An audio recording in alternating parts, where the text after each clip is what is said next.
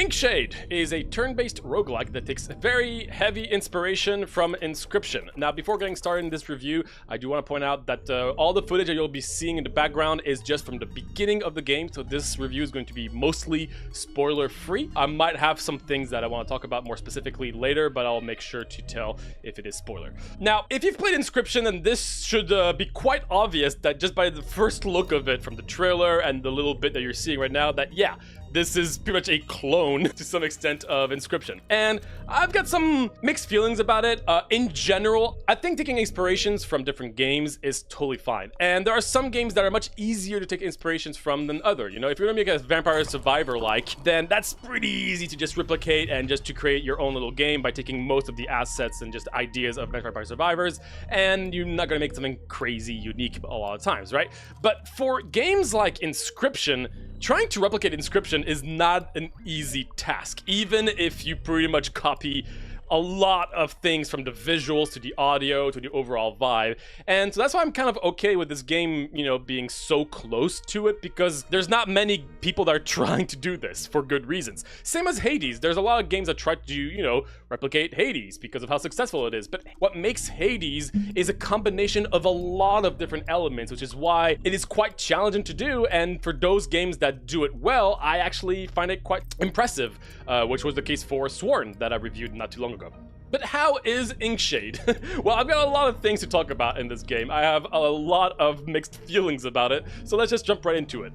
I want to start with the actual overall vibe, audio, visuals of the game, because first time I saw the trailer, I was like, oh my gosh, this looks awesome. I don't care how similar it is to Inscryption. And yeah, the game looks super cool. It is creepy. It has a very disturbing vibe. Even just from the first place that you open right here, this little guy will open its eyes if you're far enough, and if you turn your back to it and you look back, now it looks at you. I mean, again, these are basic stuff, right? But man, that's spooky, and it's really nice. And differently than Inscryption, in this game you have complete freedom of movement. You can completely walk around and interact with pretty much anything. Whether it actually does anything or not is going to be another thing, but the game doesn't make it clear what you can and cannot interact with. You're going to have to be walking around and you're just checking everything, which I think is awesome. Even those paintings right here, I can just go up there, boop, drop them, and then I see a little lever that opens something over there, and then I get some permanent units. That's awesome. And without getting into any spoilers, the game has quite a few puzzle elements outside of the gameplay portion, and the puzzles are genuinely really solid. Very, very nice puzzles. The game does not give you many hints. Actually, sometimes any hints for some of these puzzles. You just gotta figure it out yourself. And when you do, it's a really, really great and satisfying feeling. They're really nicely designed and quite enjoyable. So the visuals are great. The theme, the overall vibe is awesome in my opinion. The whole ink aspect of the game, where there's a bunch of like patches of black all over the place, and sometimes there's like a little hand that just comes out and stuff. That's super cool. The audio is also really, really nicely done. It is similar to Inscryption. A lot of the droney sounds that you'll be hearing while the narrator talks, all the sounds from that in general are sometimes copy-pasted from Inscryption. But again, I think it still fits within the world that they've created here. And the music itself is quite great as well. Quite different in Inscryption in that regard. There's combat music, there's elite music. Obviously, a major part of the game, from the vibe standpoint, is the narrator. And the narrator is great, similar to Inscryption. I wouldn't say he's as expressive, but he's still enjoyable and spooky, and can definitely deliver some interesting lines, especially considering that the game does have a pretty strong story, I would say, to the point where there's even some tiles on the map that is all about the story. You just go there to get more information about the story. That's cool. So they really try to put a lot of effort into the lore and this whole quest that your character is on. So good story. I got into it. So that's the vibe, the puzzle. I mean, most of the game for a lot of people. But now I want to talk about the gameplay.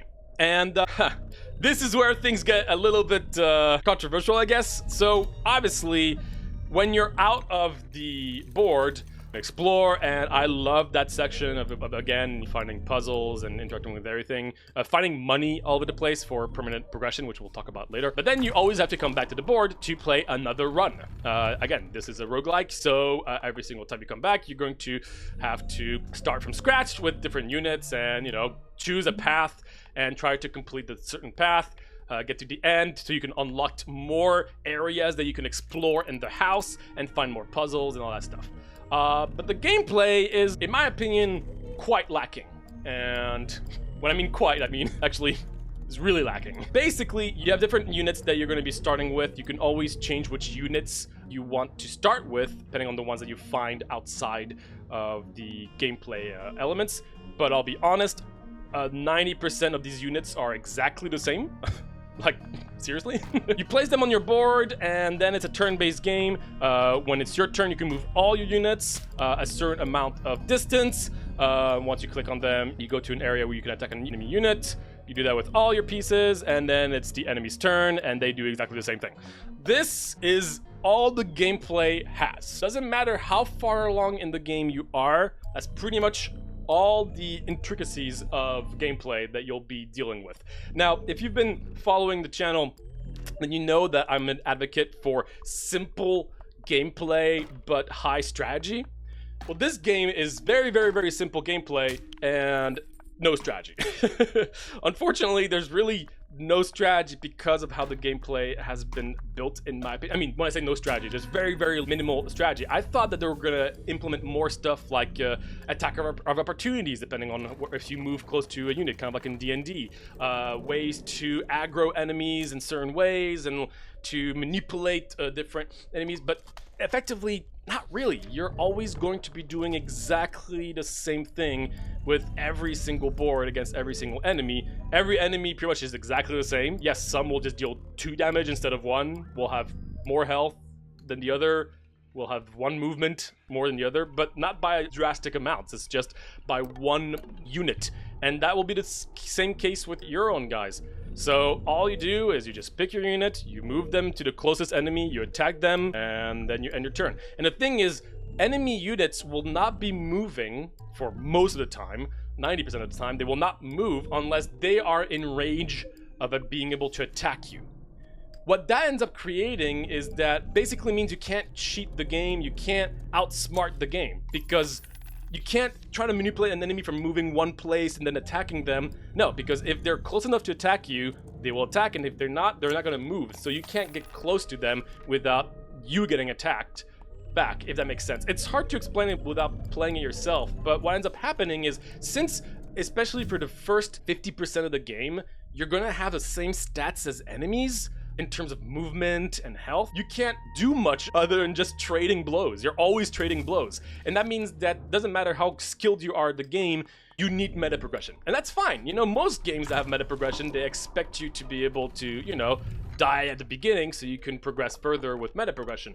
But a lot of games, you know, like Hades, for instance, if you're really skilled at the game, you can go further than most other people. There's this aspect that I think is quite rewarding from a player outsmarting the game, even if you have low meta progression. And that's not always necessary in a game, but in this one, it really doesn't feel super rewarding because you're just forced to meta progress. And like, if you get to a particular level and you realize, oh, I literally lose, there's nothing I can do. It's not physically possible. And that's gonna happen a lot at the beginning of the game. Then it just kind of feels a bit like a waste, at least to my eyes. Not to mention that the gameplay is extremely slow in terms of like having to select your characters. The quality of life aspect of the game, it is very, very limited. There's awesome accessibility options in the menu, but in terms of the gameplay, having to click on your unit, then move them somewhere, and then attack someone, that sounds basic, but if you want to then, oh, actually I didn't want to do that, or you want to look at the range of the enemy, you have to cancel all your moves and then restart. Again, hard to explain without the context, but it is really not practical. I constantly have to cancel moves just to look at something else, and sometimes if you accidentally double click on a unit, there's no rewind button, which to me, I don't understand why there's no like undo button once you've confirmed a unit's move, because there's no benefit to like trying something and then coming back and being, haha, I got knowledge now. There's no knowledge to be gained from trying something like this. That's not the kind of game. It's not like you're drawing cards from doing an action and you can see the card, and that's why they don't have a rewind button. In a game like this, there should be no reason to not have a rewind button in my experience. And considering how the game has very small amount of quality of life options, you're going to be put into situations where you accidentally double click something and you kind of ruined your character because you're constantly trading blows and you didn't actually attack. And then you lose your run, and it's not a great feeling. I might get into even more details later in the video where I get into specifics about the gameplay, but as you can see, I just really do not like the gameplay. It was to the point where after like 2 hours of playing this game, I was just so tired of fighting units that I just tried to take every single path that was not a combat, even if it meant that I wouldn't get actual currency, because I just did not enjoy it. It didn't feel like it was actually strategic whatsoever, and it's a turn-based game, so it didn't really feel like if it's an action game that doesn't have strategy, but at least there's still like the real-time physics of a game that makes it at least unique in some way. But here it's just you're just trading blows the entire time, even at the end. And actually, in terms of balance, the game is quite uneven in general, because since units just have like 3 health, 1 attack, and like 3 movement, upgrading one of those stats is a massive boost, right? So going from 3 to 4, that's quite drastic. It's not like from 100 to 110, right? It's not like 10 hit points is 10%. No, it's sometimes 50% of your health. Double your damage. And all these things you're going to be giving to your characters permanently, whichever character you choose from, right, for the rest of your entire campaign. And there is a defense stat. That defense stat means that if a unit is going to deal 1 damage and you have 1 defense, that means you just nullify that damage, which is 80% of units in the game. So what I've realized very quickly is that you can just buff 1 unit with like having defense, more attack, and 1 movement, and they will solo the game. And it didn't even feel like cheesing. It felt like the only way to make this faster was to do that. But it ended up being another slow and tedious process, because I just ended up having a 1 unit Andy that was just skipping through all the fights and just going to the end and just getting to the next area without even collecting money, because it was just so incredibly slow. Right now, you might see footage of like a few enemy units on the board, but once you get past the early game, there's sometimes like 20 units on the board, and they all take their turns individually, and it's just like, oh my gosh, it's so slow. So anyway, I feel bad talking, so much about the gameplay, because this game seems to, have some pretty good ratings on Steam, and I understand why, and I really like what they were going for. I think the game has a really cool vibe overall, but man, I just wish they added a lot more diversity in the gameplay. From the units, from the quality of life aspects, from having more actual mechanics, in terms of, I don't know, being able to jump from somewhere, using abilities, something more than what there is here. Because again, you find all these units around the house, which is super exciting. You can actually hear an audio cue whenever you're close to a unit, which is really exciting, right? Like you hear something and you're like trying to find it, and you have to solve a puzzle, and you get a new unit. The new unit doesn't do anything different. They might have 1 different stat than another one, but that's it. That's literally it. I think there's only 2 units in the entire game that have a unique ability, which is 1 can heal another unit, which is actually quite useless in the late game, and another takes 1 point of damage when it attacks. Cool. That's the only unique things I've found in all the units I've encountered, and I've actually unlocked all the units in the game. I've completed the game, so that's something to note. Now, the game does offer different modes, so a lot of the gameplay issues actually can potentially be changed in some of the accessibility options that you can find here. Basically the challenge modes, which means that all enemies can be permanently aggroed.